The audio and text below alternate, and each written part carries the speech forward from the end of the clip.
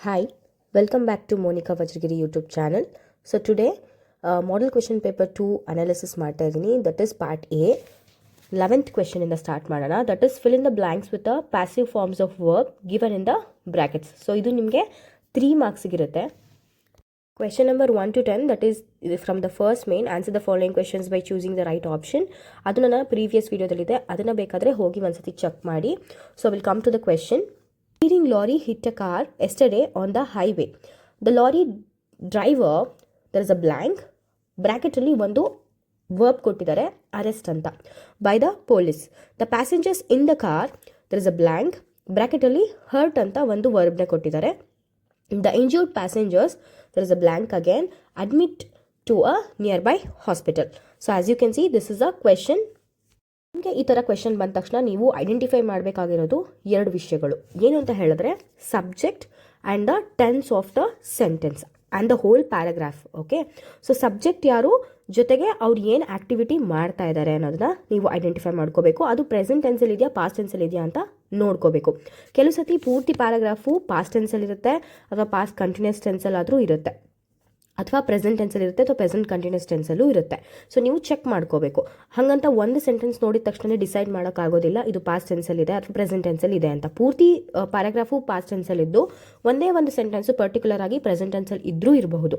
So ಹಾಗಾಗಿ ಪೂರ್ತಿ ಎಲ್ಲವನ್ನು ಚೆಕ್ ಮಾಡಿಕೊಂಡು ಆ ನಂತರದಲ್ಲೇ ನೀವು ಆನ್ಸರ್ಗಳನ್ನ ಮಾಡಬೇಕಾಗುತ್ತೆ.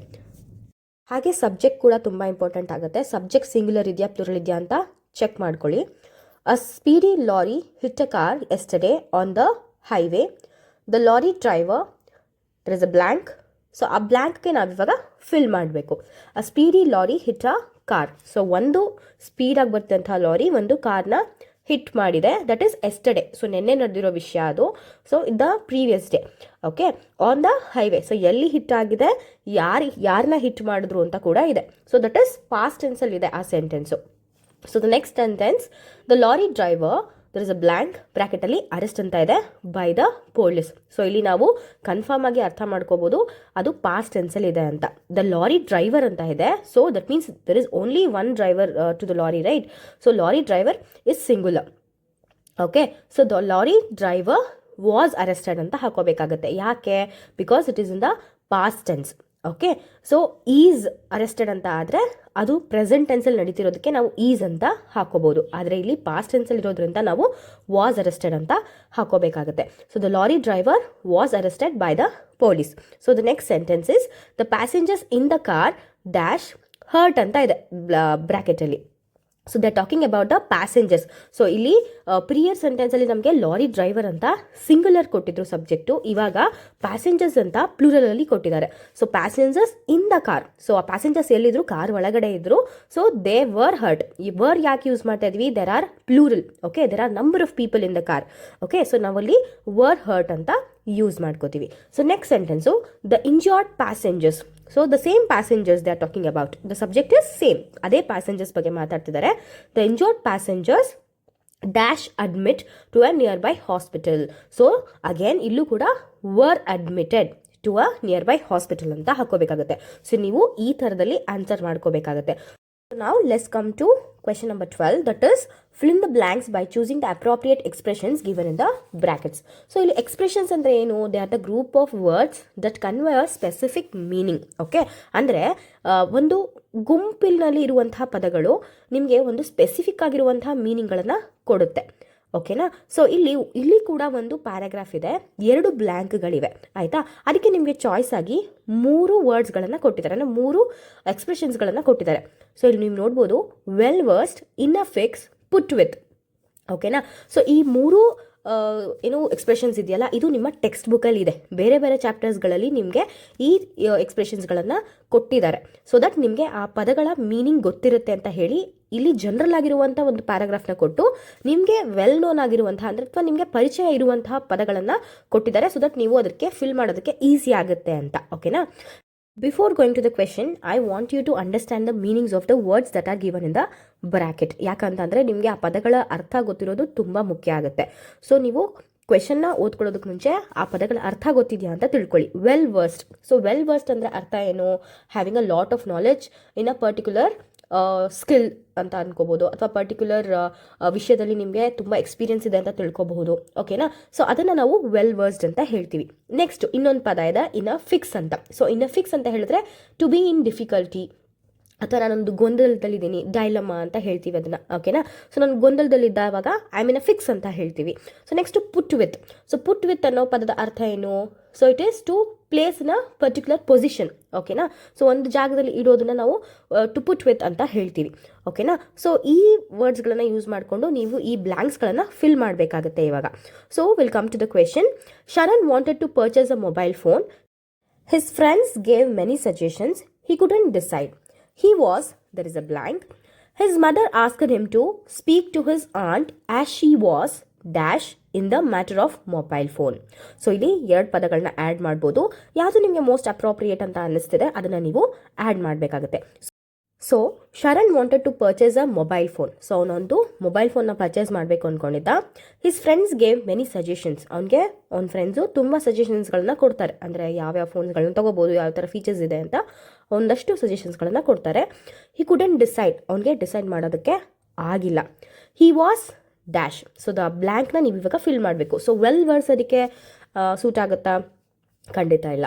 ಇನ್ ಅ ಫಿಕ್ಸ್, ಹೌದು, ಇನ್ ಅ ಫಿಕ್ಸ್ ಅನ್ನೋದು ಸೂಟ್ ಆಗುತ್ತೆ, ಅಪ್ರೋಪ್ರಿಯೇಟ್ ಅಂತ ಅನಿಸುತ್ತೆ. ಯಾಕಂತ ಹೇಳಿದ್ರೆ ಅದು ಒಂದು ಗೊಂದಲವನ್ನು ಹೇಳ್ತಾ ಇದೆ, ಅವ್ನು ಸ್ವಲ್ಪ ಡಿಫಿಕಲ್ಟೀಸ್ ಫೇಸ್ ಮಾಡ್ತಾ ಇದ್ದಾನೆ ಮೊಬೈಲ್ ಫೋನ್ನ ಚೂಸ್ ಮಾಡೋದ್ರಲ್ಲಿ ಅಂತ.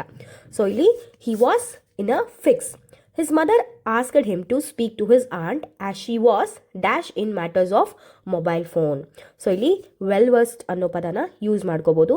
ಸೊ ಅವರಮ್ಮ ಹೇಳ್ತಾ ಇದ್ದಾರೆ ಏನಂತ, ನೀನು ನಿನ್ನ ಆಂಟಿ ಜೊತೆ ಮಾತಾಡು, ಸೊ ದಟ್ ಅವ್ರಿಗೆ ತುಂಬ ನಾಲೆಜ್ ಇದೆ ಆ ಪರ್ಟಿಕ್ಯುಲರ್ ಫೀಲ್ಡ್ ಬಗ್ಗೆ, ಮೊಬೈಲ್ ಫೋನ್ಸ್ನ ಯಾವ್ದನ್ನ ಪರ್ಚೇಸ್ ಮಾಡ್ಬೋದು ಅಂತ ಅವ್ರಿಗೆ ತುಂಬ ಚೆನ್ನಾಗಿ ಗೊತ್ತಿದೆ.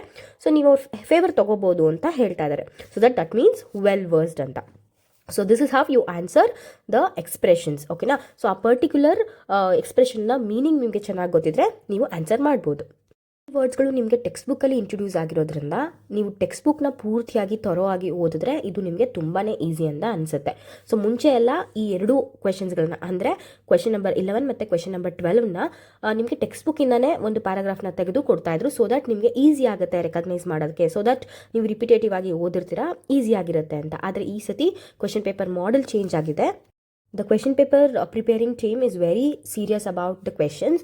ಅವ್ರು ಏನು ಮಾಡಿದ್ದಾರೆ ಅಂತ ಹೇಳಿದ್ರೆ, as you can see, model question ಪೇಪರಲ್ಲೇ ನಿಮಗೆ ಜನರಲ್ ಆಗಿರುವಂಥ ಪ್ಯಾರಾಗ್ರಾಫ್ಸ್ಗಳನ್ನು ಕೊಟ್ಟಿದ್ದಾರೆ. ಸೊ ದಟ್ ಟೆಕ್ಸ್ಟ್ ಬುಕ್ಕಿಂದ ನಾವು ಇನ್ಕ್ಲೂಡ್ ಮಾಡ್ಕೊಳ್ಳಲ್ಲ ಅನ್ನೋದಕ್ಕೆ ಇದೊಂದು ಅಶ್ಯೂರೆನ್ಸ್ ಕೊಟ್ಟಿದ್ದಾರೆ. So you have to be prepared. General ಆಗಿರೋ ಕ್ವೆಶನ್ಸ್ ಬಂದರೂ ಕೂಡ ನಾವು ಅದಕ್ಕೆ ಆನ್ಸರ್ ಮಾಡ್ತೀವಿ ಅನ್ನೋ ಕೆಪಬಿಲಿಟಿ ನಿಮಗೆ ಇರಬೇಕು. So that you have to be thorough in the grammar part. Okay? So the next question is, read the following paragraph and match the pronouns inside A with the noun phrases inside B they refer to. ನೀವು column ಎನ column B ಜೊತೆ match ಮಾಡಬೇಕು. Let's come to the question. Mobile phones are very useful these days. They are very efficient tools for communication. Youngsters are experts in using mobile phones. Their skill is using mobile phones are exemplary. They can take a photo of a scenery which they like while traveling. If they like a song, they can record it on their mobile phone. People who are fond of their mobile phones always keep them in their pockets. So this is the question. So ಇಲ್ಲಿ ನಮಗೆ column A ಅಂದರೆ they, there, which, it, ಹೂ ಇವೆಲ್ಲವೂ ಕೂಡ pronouns. ಅವುಗಳನ್ನು bold ಮಾಡಿದ್ದಾರೆ. So that ಅದಕ್ಕೆ ನಾವು ಆನ್ಸರ್ಸ್ಗಳನ್ನು B ಕಾಲಮಿಂದ choose ಮಾಡಿ ಬರಿಬೇಕು. ಓಕೆ, ಇಲ್ಲಿ ದೇ ಯಾರಿಗೆ ರೆಫರ್ ಆಗ್ತಿದೆ ಅಂತ ನಾವು ಫಸ್ಟು ತಿಳ್ಕೊಬೇಕು, ಐಡೆಂಟಿಫೈ ಮಾಡ್ಕೊಳ್ಳೋಣ ಅದನ್ನು. Mobile phones are very useful these days. Okay, they are very efficient tools for communication. So ಇಲ್ಲಿ ದೇ ಯಾರಿಗೆ ರೆಫರ್ ಆಗ್ತಾ ಇದೆ? ಮೊಬೈಲ್ ಫೋನ್ಸ್ಗೆ ರೆಫರ್ ಆಗ್ತಿದೆ. ಸೊ ಇಲ್ಲಿ ಮೊಬೈಲ್ ಫೋನ್ ಅಂತ ಇಲ್ಲ, ಮೊಬೈಲ್ ಫೋನ್ಸ್ ಅಂತ ಇದೆ. ಇದು ಪ್ಲೂರಲ್ ಇದೆ, ಹಾಗಾಗಿ ದೇ ಅಂತ ನಾವು ಪ್ರೊನೌನ್ನ ನೋಡ್ಬೋದು. So next, youngsters are experts in using mobile phones. So ಇಲ್ಲಿ ಯಂಗ್ಸ್ಟರ್ಸ್ ಬಗ್ಗೆ ಮಾತಾಡ್ತಾ ಇದ್ದಾರೆ. So that they are experts in using mobile phones ಅಂತ. So their skill is using mobile phones are exemplary. So ಇಲ್ಲಿ ದೇರ್ ಅಂತ ಇದೆ. So their is referring to youngsters. Okay, exemplary ಅಂತ ಹೇಳಿದ್ರೆ it is an excellent thing ಅಂತ. That means it can do a desirable mood of work ಅಂತನಾದರೂ ನಾವು ತಿಳ್ಕೋಬಹುದು. So ಇಲ್ಲಿ their skills is using mobile phones are exemplary. So ಇಲ್ಲಿ their ಯಾರಿಗೆ refer ಮಾಡ್ತಾ ಇದೆ? The youngsters. ಓಕೆನಾ.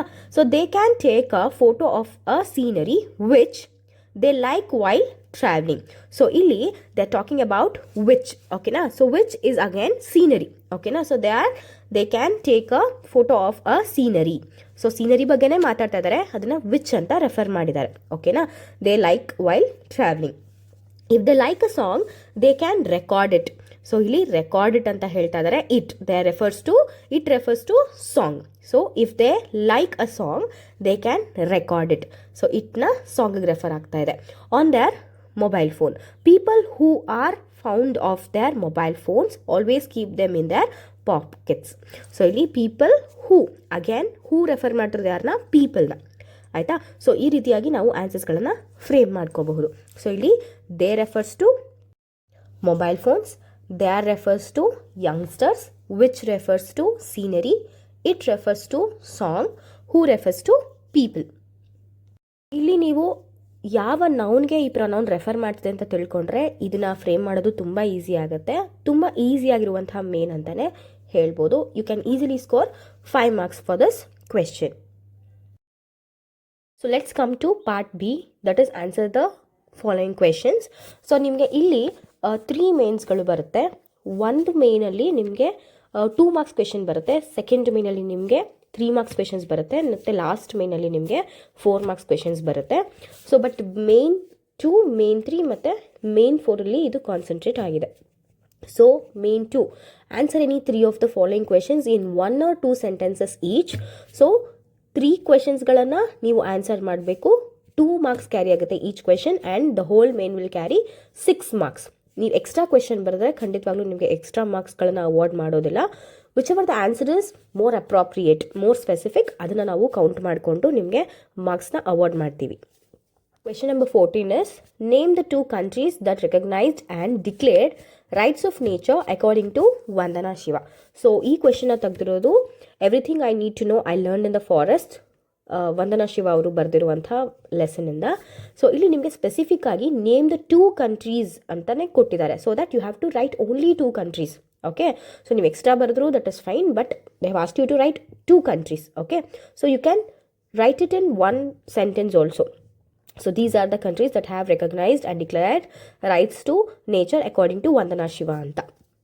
ಇಲ್ಲಿ ಪೂರ್ತಿ ಆನ್ಸರ್ನ ನಿಮಗೆ ಹೇಳ್ತಾ ಇಲ್ಲ, ಯಾಕಂದರೆ I want you to go back to your text book and refer it if you doesn't know the answer. So next question is question number 15. When Don Gonzalo prepares to read, he takes out things from his pocket in the play A Sunny Morning. Which are they? So ಇಲ್ಲಿ Don ಗಾನ್ಜಲೋ ಅವರು ಓದೋಕ್ಕೆ ready ಆದವಾಗ ವಸ್ತುಗಳನ್ನು ತೆಗಿತಾರೆ ಅವ್ರ ಪಾಕೆಟಿಂದ. ಅದು ಯಾವ ವಸ್ತುಗಳು ಅಂತ ಕೇಳ್ತಾ ಇದ್ದಾರೆ. ಸೊ ಅಲ್ಲೂ ಕೂಡ just you have to name them. Okay. ಯಾವ್ಯಾವ ವಸ್ತು ಅಂತ ನೇಮ್ ಮಾಡಬೇಕು. ಇದನ್ನು 1 ಅಥವಾ 2 ಸೆಂಟೆನ್ಸಲ್ಲಿ ಬರೆದ್ರೆ ಸಾಕು. ಓಕೆನಾ. ತುಂಬ ಎಕ್ಸೀಡ್ ಮಾಡೋದಕ್ಕೆ ಹೋಗಬೇಡಿ. ಮುಂಚೆ ನಮಗೆ 4 or 6 marks ಕ್ವೆಶನ್ಸ್ ಇರ್ತಿತ್ತು, 2 marks 3 marks ಕ್ವೆಶನ್ಸ್ ಇರ್ತಿರಲಿಲ್ಲ. So that is when you are writing too many paragraphs. ಆದರೆ ಇಲ್ಲಿ ನಮಗೆ ಪ್ಯಾರಾಗ್ರಾಫ್ಸ್ ಅವಶ್ಯಕತೆ ಇಲ್ಲ. We want only 1 or 2 sentences each ಅಷ್ಟೇ. Next one, question number 16. What did the narrator love in his beloved in the poem when you are old? ಸೊ ಇಲ್ಲಿ W.B. Yeats ಅವರು ಬರೆದಿರುವಂತಹ when you are old ಅನ್ನೋ ಒಂದು poem ಇಂದ ಕ್ವೆಶನ್ನ ತೆಗೆದಿದ್ದಾರೆ. So he's asking what did the narrator love in his beloved ಅಂತ. ಸೊ beloved ಇಂದ ಯಾವುದನ್ನ ಇಷ್ಟಪಟ್ಟರು ಅಂತ ಕೇಳ್ತಾ ಇದ್ದಾರೆ. So that is also a word answer. Next one, mention any 2 things in nature which makes this earth heaven. So ಇದು ಕೂಡ specific ಆಗಿರುವಂತಹ ಕ್ವೆಶನ್ನು. 2 ಥಿಂಗ್ಸ್ಗಳನ್ನು ಮಾತ್ರ ಮೆನ್ಷನ್ ಮಾಡಿ ಅಂತ ಹೇಳಿದ್ದಾರೆ. Mention any 2 things in nature. So ಇಲ್ಲೂ ಕೂಡ ನೀವು ಸ್ಪೆಸಿಫಿಕ್ ಆಗಿ ಆ 2 ಥಿಂಗ್ಸ್ಗಳನ್ನು ಮೆನ್ಷನ್ ಮಾಡಿದ್ರೆ ಸಾಕು. ಓಕೆನಾ. So will go to the next main, that is third main. Answer any 4 of the following questions in about 60 words each. So the first question, question number 18. How does Romeo expresses his love for Juliet in the poem Romeo and Juliet? So ಇಲ್ಲಿ ನಿಮಗೆ ಕೇಳಿರೋದು 60 words ಅಲ್ಲಿ answer ಮಾಡಿ ಅಂತ. See, it depends on the person, on the individual how he rights the answer ಅಂತ. ಓಕೆನಾ. So ಕೆಲವರು ತುಂಬ describe ಮಾಡಿ ಬರೆಯೋಕ್ಕೆ ಹೋದಾಗ ತುಂಬ ವರ್ಡ್ಸ್ಗಳು ಜಾಸ್ತಿ ಆಗುತ್ತೆ. But they are asking you to write in a precised way, ಅಂದರೆ ಕಮ್ಮಿ ಪದಗಳನ್ನು ಯೂಸ್ ಮಾಡಿಕೊಂಡು ಏನು ಹೇಳಬೇಕಂತ ಅಂದ್ಕೊಂಡಿದ್ದಾರೆ ಅದನ್ನು ಹೇಳಿ ಅಂತ ಹೇಳ್ತಾ ಇದ್ದಾರೆ. ಓಕೆನಾ.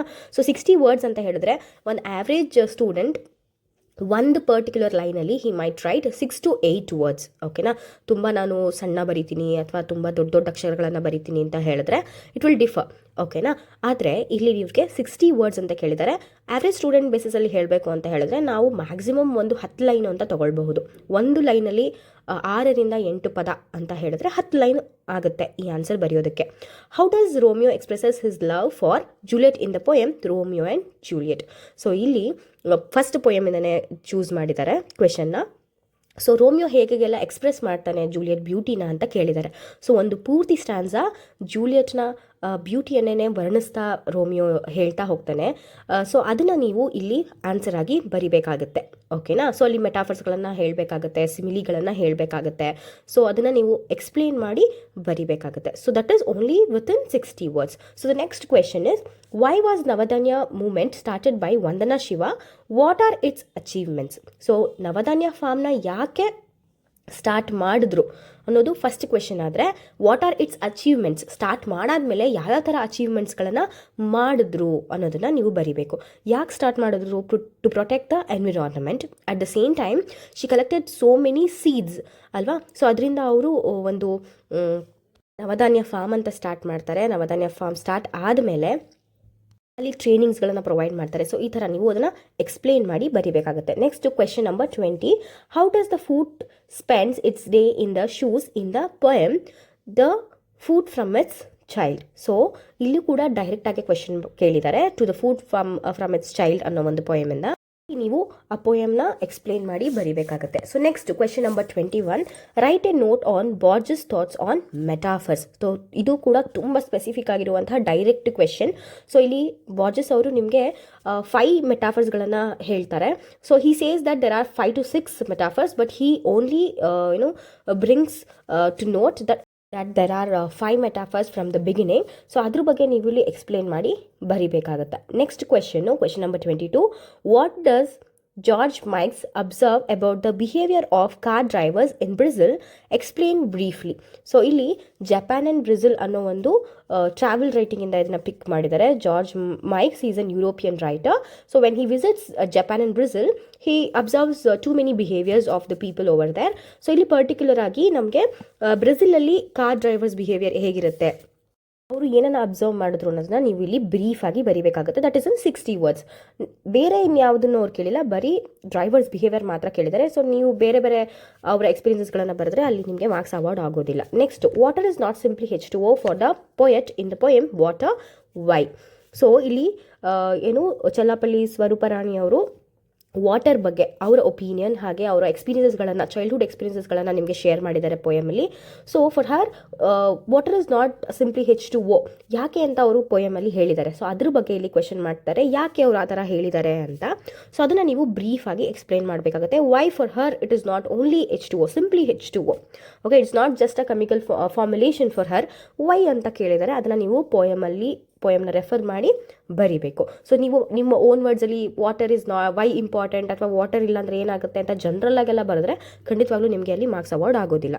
So you have to be very careful. ನೀವು ಜನರಲ್ ಆಗಿ ಬರೆದ್ರೆ ಯಾವುದೇ ಕ್ವೆಶನ್ಗಾದರೂ ಸರಿ ಅಥವಾ ಇರಿಲೆವೆಂಟ್ ಆನ್ಸರ್ ಬರೆದ್ರೆ ಸ್ಪೆಸಿಫಿಕ್ ಆಗಿರೋ ಕ್ವೆಶನ್ಸ್ಗೆ ಸ್ಪೆಸಿಫಿಕ್ ಆಗಿ ಆನ್ಸರ್ ಮಾಡಬೇಕು.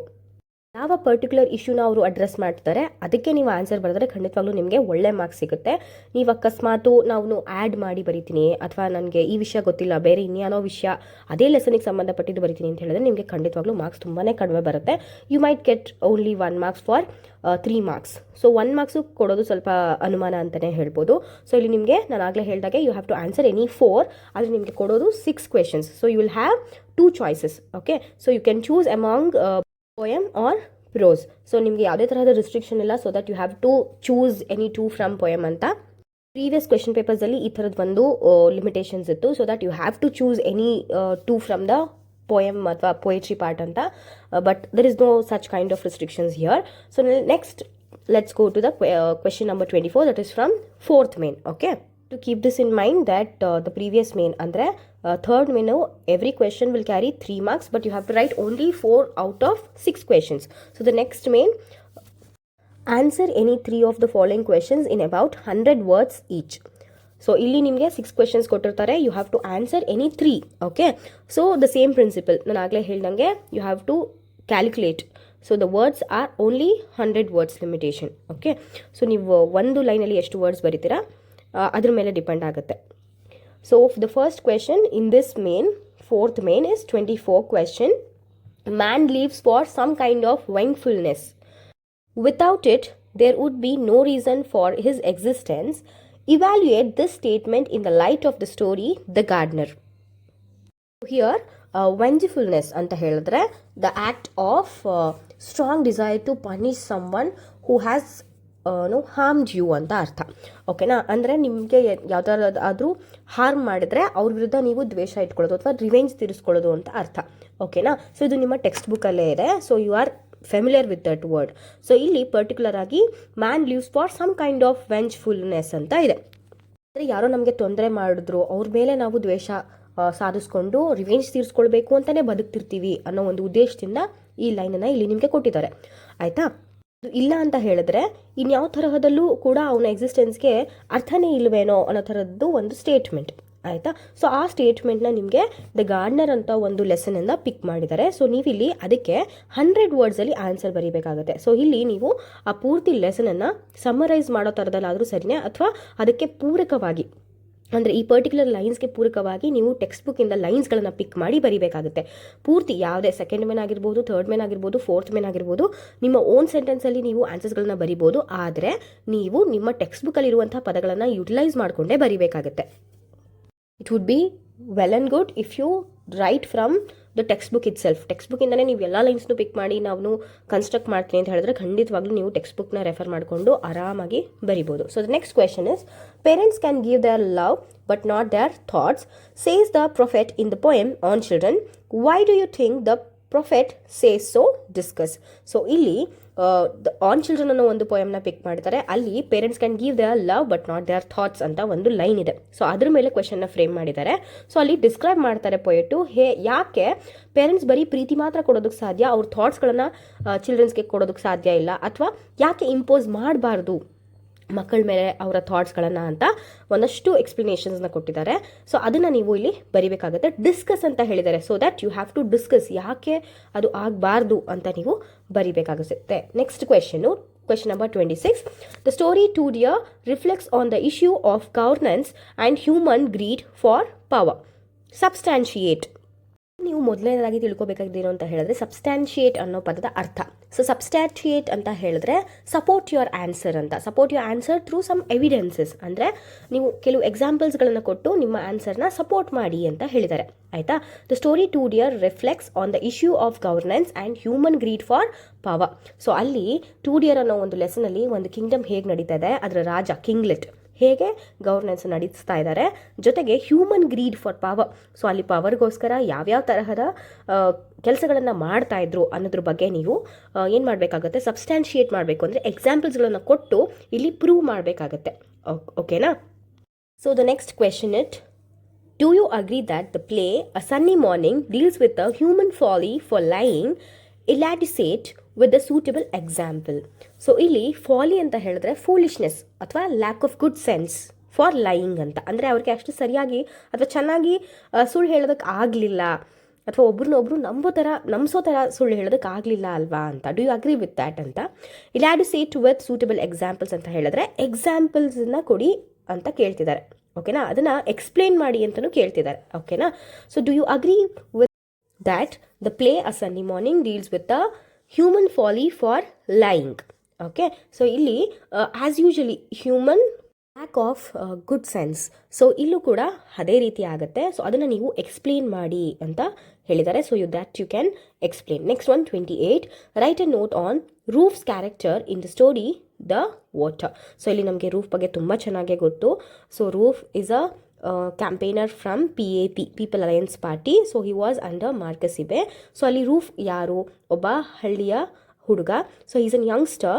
ಸೊ ಅವನು ಯಾರ ಕೆಳಗಡೆ ಕೆಲಸ ಮಾಡ್ತಾ ಇದ್ದ, ಅಥವಾ ಯಾವ ಥರ ಕೆಲಸಗಳನ್ನು ಮಾಡ್ತಾ ಇದ್ದ, ಯಾವ ಥರ ಸಪೋರ್ಟಿವ್ ಆಗಿದ್ದ PAP ಪಾರ್ಟಿಗೆ, ಅಥವಾ ಲಾಸ್ಟಲ್ಲಿ ಅವನು ಯಾವ ಥರ ಚೇಂಜ್ ಆದ, ಯಾವುದಕ್ಕೋಸ್ಕರ ಚೇಂಜ್ ಆದ, ಸೊ ಅದ್ರ ಬಗ್ಗೆ ನೀವು, ಅಥವಾ ಯಾವ ಥರ ಡೈಲಮದಲ್ಲಿದ್ದ ಅವನು ಲಾಸ್ಟಲ್ಲಿ ಅನ್ನೋದ್ರ ಬಗ್ಗೆ ನೀವು ಎಕ್ಸ್ಪ್ಲೇನ್ ಮಾಡಿ ಬರೀಬೇಕಾಗುತ್ತೆ. They are asking you to write a note on Roof character.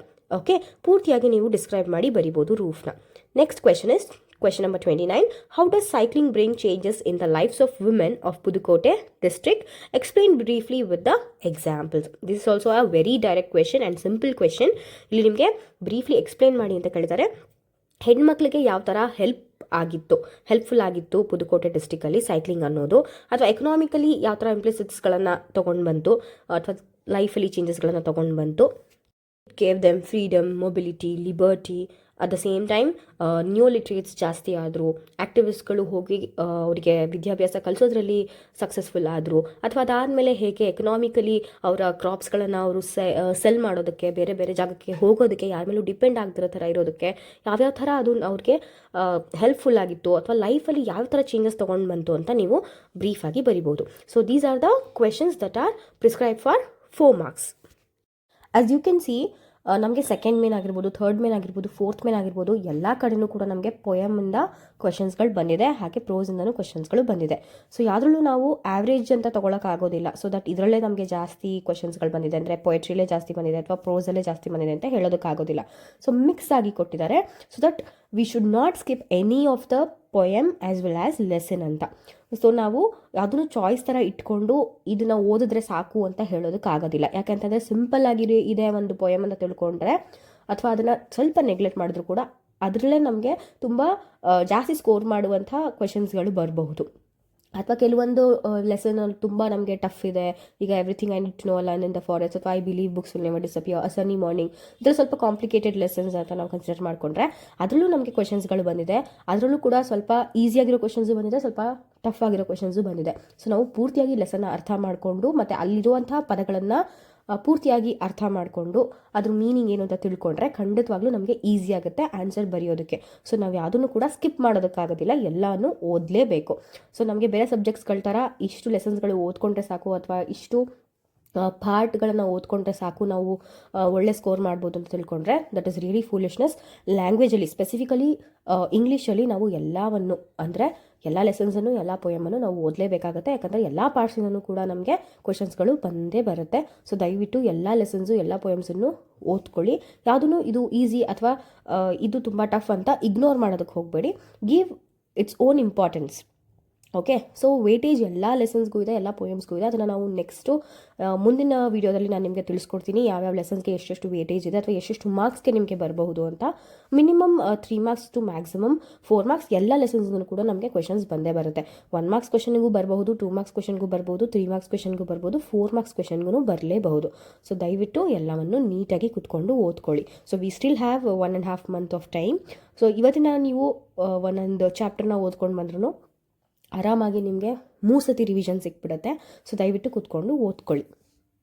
If you find this video is useful to you, please share it with your friends and like and subscribe the video, so that ನನಗೂ ಕೂಡ ಗೊತ್ತಾಗುತ್ತೆ ನಿಮಗೆ ಇದು ಇಷ್ಟ ಆಗ್ತಾ ಇದೆ, so that I can continue ಅಂತ.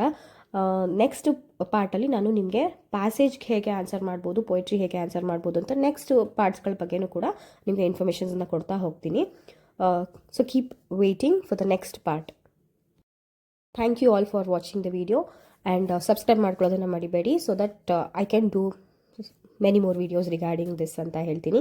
Thank you for watching.